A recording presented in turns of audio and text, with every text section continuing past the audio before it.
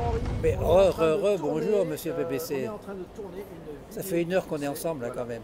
Ouais, mais je sais, mais bon.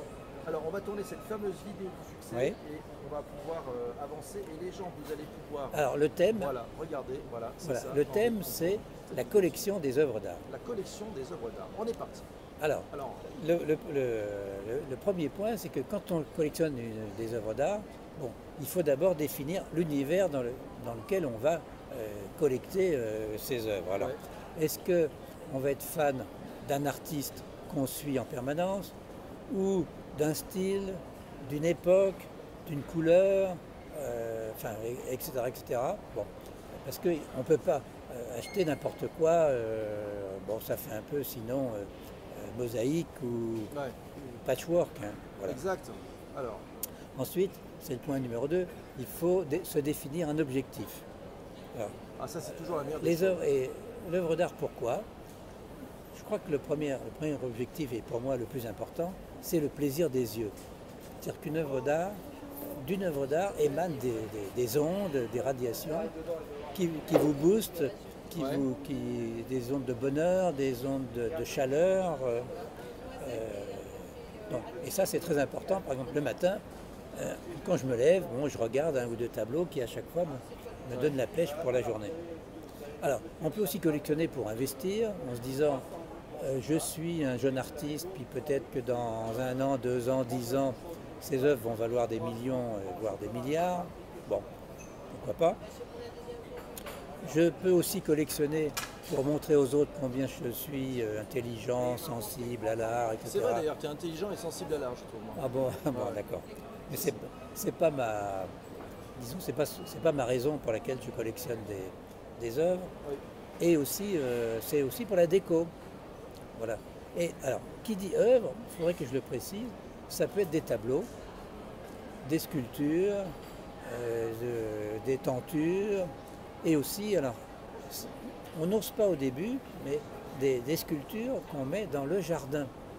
C'est extraordinaire l'impact d'une Ah, et toi, tu structure nous dans fais un ça jardin. aussi pas mal chez toi dans ton jardin. oui, à Saint-Rémy, tout il y à a des fait. trucs formidables, de belles Oui, oui. œuvres avec nombre d'or. Voilà. Mais là, ce sont des œuvres que j'achète ou que je fais. D'accord. Voilà. Alors, le troisième point, Alors ce troisième point. c'est justement, je l'ai un peu abordé, c'est qu'est-ce qui radie une œuvre d'art? Bon, c'est donc du bonheur, de la chaleur, ça peut être de la tristesse aussi, si vous êtes déprimé. Bon. Et c'est aussi la sanction de l'expertise. C'est-à-dire que tu as vu une œuvre extraordinaire, tu dis, ah ben cet artiste il est absolument extraordinaire, et donc j'aimerais bien avoir son œuvre chez moi. Alors à ce moment-là, bah, ça se négocie dans une galerie ou directement avec l'artiste. Alors, pour que ces ondes fonctionnent en permanence, il faut, alors ça, j'avoue que c'est difficile, je ne le fais pas tout le temps, Ouais. il faut faire tourner les œuvres. C'est-à-dire, ce qui était sur le mur de gauche, tu le mets sur le mur de droite ou dans une autre pièce, etc., pour que l'œuvre continue son effet de surprise. Ok. Alors, c'est compliqué parce que, c'est pourquoi? Non. Parce qu'en général, quand tu achètes une œuvre, tu la mets dans un endroit stratégique. Oui. Tu lui trouves sa place. Oui. Et une place optimale. Et si tu changes de temps en temps, ben, ces places optimales, il n'y en a pas forcément beaucoup dans un appartement, surtout si l'appartement est petit. Alors, il faut donc les faire tourner. Le cinquième point, ça concerne les gens qui sont des surcollectionneurs. Bon, moi, j'appartiens peut-être un peu à cette catégorie. Chez moi, les murs sont pleins, à part le plafond, tout est occupé. Et donc, des fois, alors, il faut faire tourner, mais le résultat, c'est qu'il y a certains tableaux qui sont par terre, accoudés, comment dire, en attente. Non, où ils ont été, comment dire, on a pris la décision de les descendre et de les mettre par terre au profit pour laisser la place à d'autres. Voilà. Ok, donc en fait c'est pour amener la respiration Exactement. et aller retrouver de nouvelles émotions, Voilà. c'est ça hein? Et alors, le sixième point aussi, c'est qu'on s'attache aux œuvres d'art qu'on a chez soi. Oui. Et c'est assez difficile de donner une œuvre d'art.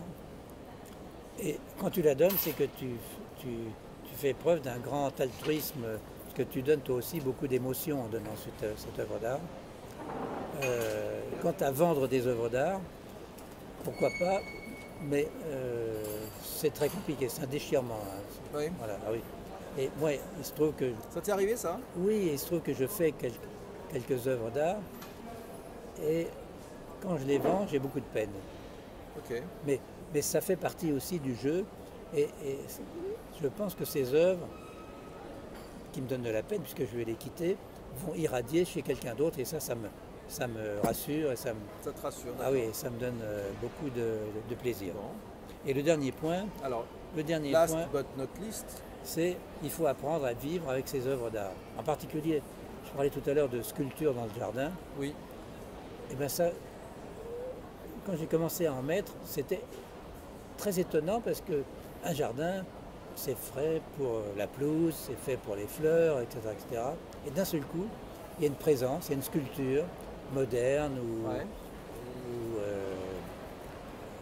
figurative, enfin que sais-je. Et il se passe un truc important. Et petit à petit, tu risques d'être comme à la maison, c'est-à-dire que tu mets plein d'œuvres partout, et après tu risques de mettre plein d'œuvres dans ton jardin. Mais vraiment, c'est un effet extraordinaire dans la nature, dans les arbres, dans le gazon. Voilà. Eh ben, c'est génial, il est 6,32. 6,32. 6,32. Alors, est-ce que tu as une question à me poser? Si en une phrase, tu devrais résumer allez, cette vidéo, tu dirais quoi? Eh bien, écoute, je suis très heureux de l'avoir faite. Eh ben voilà. Alors, Henri, merci. Bah, à je t'en bientôt prie, je vais pour une essayer. prochaine vidéo du succès. Bah, évidemment. Un bisou À à tout bientôt. le monde. Ciao, ciao les amis, salut.